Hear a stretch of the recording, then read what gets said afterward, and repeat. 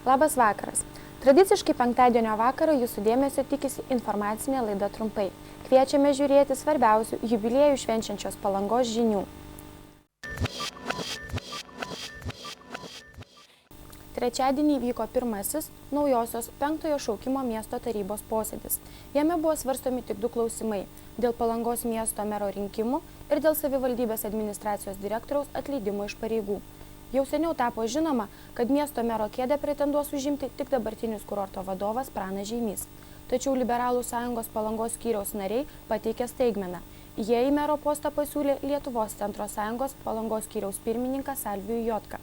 Tačiau šis atsisakė šio pasiūlymo motyvuodamas, kad su konservatoriais bei kitų politinių partijų atstovais pasirašyta koalicijos sutartis jį įpareigoja paremti vienintelį pretendentą Praną Žeimį. Slaptų balsavimų miesto meru ir buvo išrinktas Pranas Žeimys. Už jį balsavo 14 naujosios tarybos narių. Miesto tarybos sprendimu iš savivaldybės administratoriaus direktoriaus pareigų atleistas Bronius Martinkus. Jo vietą užėmė socialliberalas Laimutis Kondrotas.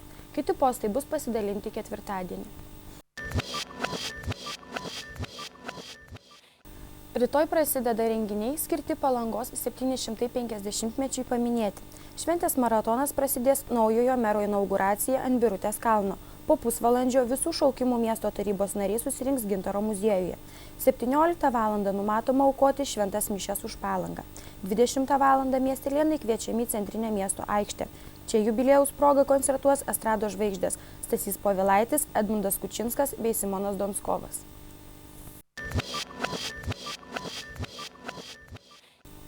Šeštadienį vyko visuotinė miesto švarinimo talka. Deja, ji nesulaukė didesnio palangiškių susidomėjimo. Aktyviai talkoje dalyvavo politinių partijų atstovai ir savivaldybės darbuotojai. Komentuodami miestelėnų pasyvumą, jie tvirtino, kad galbūt palangiškiams trūksta pilietiškumo, vidaus kultūros arba jie tiesiog nusivylė gyvenimu. Vertindamas įvykusią akciją, savivaldybės ekologas Vytas Vizgirdas patvirtino, jog apsišvarinti palangiškiai bus raginami visą balandžio mėnesį. Tačiau anot jo, tęsti pradėtą akciją trukdo netikėtai subjuręs oras.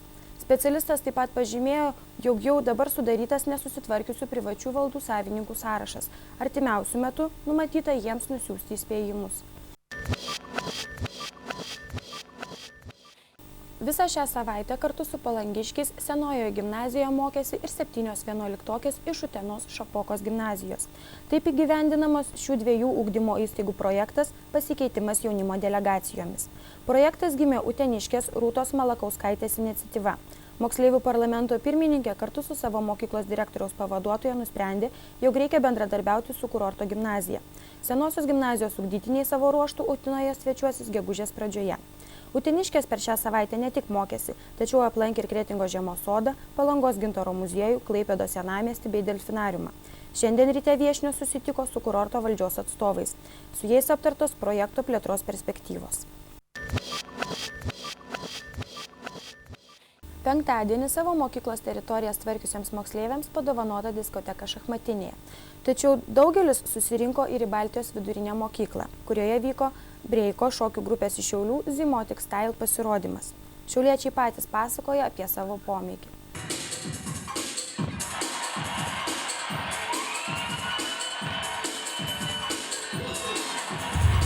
Šiaip pas mumis treniruojasi apie 30 vaikinų. Taip. O važiuojam šokti, žiūrim, kas kiek išmokstam ir kaip pres. Pirms, kuris pradėjo treniruotis, tai Vitalijus. Pirms mano mokinys.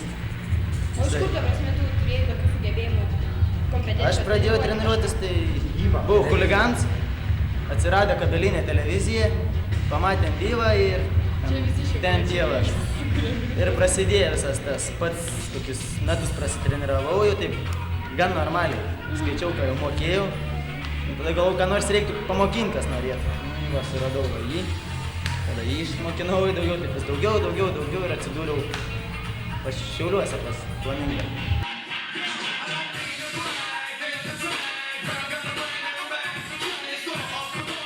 Aš esu klubo pirmininkė, šokių klubo Flamingas pirmininkė. Ir kažkaip, sakykime, gal iniciatyvai išplaukė iš mūsų, nes pas mus buvo daugiau mergaitės. Mes turim kolektyvą, kuriam iš 120 narių, kartu su breiku. Ir buvo daugiau mergaitės ir kažkaip išėjo tokia kalba ten kažkada kažkur ir Vytas atėjo su draugais pas mus šokti, paskui aš pasiūliau jiem dirbti kaip treneriais, burti mokinius rinkti, ir taip atsirado ta grupė Zymotic Style. Ir kas, aš rinkausi iš 3 vaikinų vieną dirbti trenerių ir kas man patiko, būtent jo fantazijos, tas toks, kur, sakykime, ne tai, kas įprasta yra breikė, kad sustojom į puslankį ir kiekvienas išeinam, tai tą vadiname betlinę programą.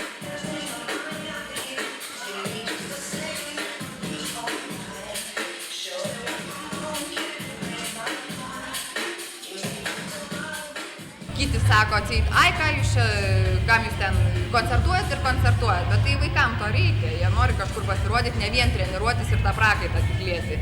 O koncertam žiūrovam reikia reginio. Už tai mes ir aprangą siūnam ir už tai ir į choreografiją privertėm įstoti, mokytis.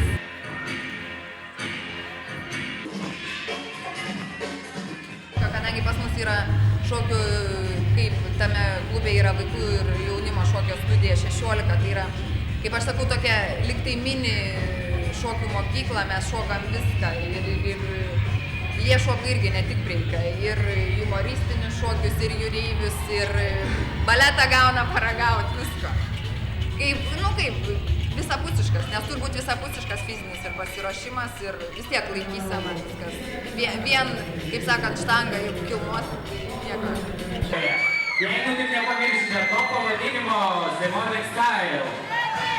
Ar jums patiko? Na, manau, tikrai nieko nepatenkinti šį vakarą Zymotic Style pasirodymu, nes manau, dar tikrai jie čia sugrįžta. Sportas. Trečiadienį baigėsi 2 mėnesius vykusios Palangos miesto atviros krepšinio pirmenybės, kuriuose dalyvavo 9 komandos. Rungtynėse dėl 3 vietos susitiko Žvejo sodybos komanda ir Lokiai.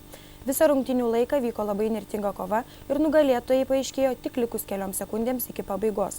Rezultatu 92-91 nugalėjo Lokiai ir užėmė 3 vietą. Finale susitiko sporto mokyklos komanda Parama ir Liberalų sąjunga. Jau pirmajame kėlinuke jaunieji krepšininkai rodė savo pranašumą. Po antrojo kėlinuko skirtumas išaugo iki 40 taškų – 24-64. Nors antrojoje varžybų pusėje Paramos krepšininkai šiek tiek atsipalaidavo ir žaidė tik žiūrovams, tačiau iniciatyvos iš savo rankų nepaleido. Rungtynės laimėtos rezultatu 111-80 ir pirmą kartą sporto mokyklos krepšininkai tapo miesto pirmenybių nugalėtojais. Geriausių ir rezultatyviausių turnyro žaidėjų pripažintas Paramos žaidėjas 17-metis Renaldas Seibutis.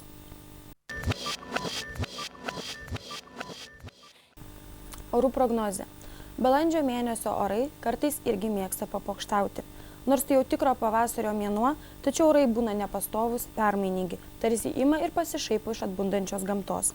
Neišimtis ir šiųmetis balandis. Mėnesio pradžioje mus džiugino vis labiau šildanti saulė, tačiau visą šią savaitę laikėsi šaltukas. Savaitgalį sinoptikai vėl žada atšilimą. Naktimis oro temperatūra bus apie 0, o dienomis sušils iki 6-8 laipsnių šilumos. Bus debesuota su pragiedruliais, galime sulaukti ir šlapdribos, ir lietaus. Kitos savaitės pradžioje oras turėtų dar labiau sušilti, nors naktimis ir spustels šaltukas iki -2–3 laipsnių šalčio, tačiau dienomis žadama 10–11 laipsnių šilumos. Antroje savaitės pusėje orai turėtų būti dar labiau pavasariškesni ir šiltesni.